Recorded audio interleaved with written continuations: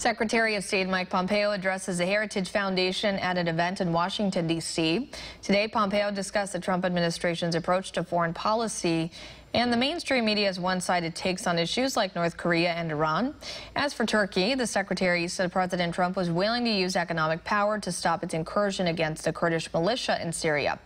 His remarks come as the White House continues to defend its decision to withdraw troops from the region.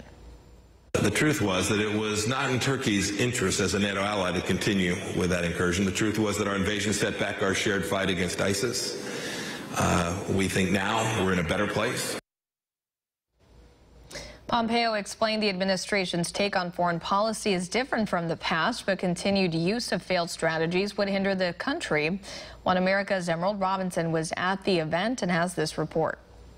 Speaking at a Heritage Foundation event Tuesday morning, the Secretary of State Mike Pompeo laid out the Trump administration foreign policy in perhaps the most concise speech to date on the topic. This comes at a time when the president is facing a lot of criticism from lawmakers on both sides of the aisle for his decision to withdraw troops from Syria. In fact, the nation's top diplomat saying that the president's foreign policy doesn't get the coverage it deserves, as it is often accused by talking heads and pundits in the media of having no foreign policy whatsoever. I think it's important that the American people get a chance to see what it is their taxpayer dollars are being used for by the United States Department of State.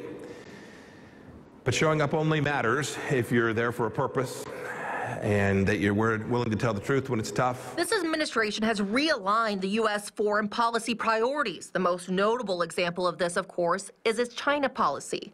And now in the last 2 weeks, the president's decision to withdraw from Syria. The Trump administration has also put a focus on areas that past administrations have not. The nation's top diplomat saying his extensive travel itinerary best demonstrates the changing priorities.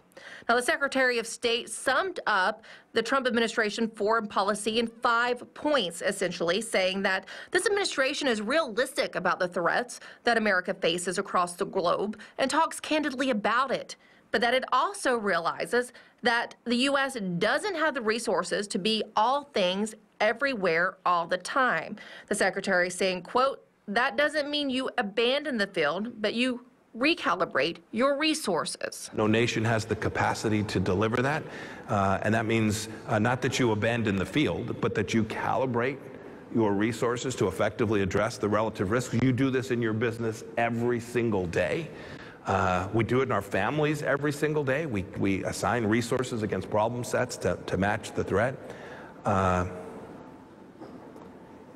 I think that is those two things undergird a set of changes that I think this administration has set in motion. Which leads to the third aspect of the Trump foreign policy, expecting other nations to take more responsibility.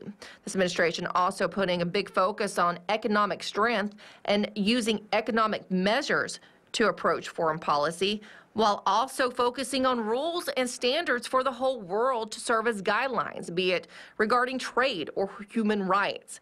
And with its focus on human rights, it puts its focus on religious freedom, according to Secretary of State Pompeo, because this administration believes that it's the right way to promote human rights. So again, the Secretary of State putting the emphasis on the fact that he feels that this administration is more realistic about the threats that face the U.S. across the globe and are realigning the priorities to fit that more realistic and candid view. Now, in talking more about human rights, the State Department has set up a commission on unalienable rights.